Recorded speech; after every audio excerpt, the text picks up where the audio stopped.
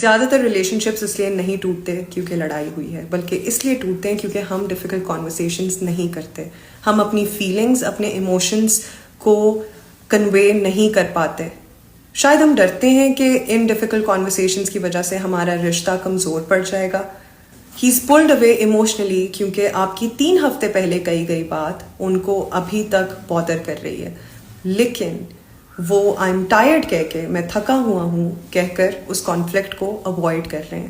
شی cries ان silence کیونکہ شاید آپ کوئی امپورٹنٹ ڈیٹ بھول گئے ہیں، اور وہ بھی آپ تک یہ بات کنوے نہیں کر پا رہی کیونکہ شاید ان کو لگتا ہے کہ اگر وہ یہ بات کریں گی تو وہ بہت ایموشنل ساؤنڈ کریں گی.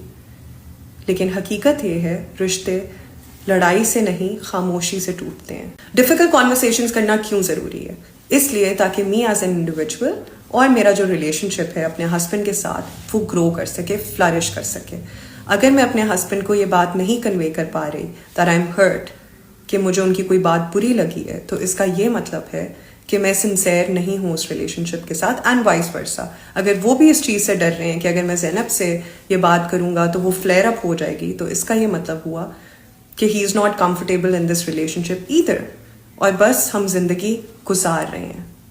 اور ڈیفیکلٹ کانورسیشن کرنے کا بالکل یہ مطلب نہیں ہے کہ آپ اگلے کو ذلیل کرنا شروع کر دیں، اس کو ڈیمین کرنا شروع کر دیں، اس کی سیلف ریسپیکٹ کو ہرٹ کریں، اس کو گلٹ ٹرپ دیں. نہیں، اس کا یہ مطلب ہے کہ آپ 2 ایڈلٹس میچورلی بیٹھ کر ڈسکس کریں کہ کیا چیز تنگ کر رہی ہے، کیا چیز بادرسم ہے، اور انڈرسٹینڈ کریں that where this person is coming from. Healthy relation ships ایسے ہی بنتے ہیں. Talk, even if your voice shakes, even if you don't know how. Love doesn't die from conflict. It dies from not being heard.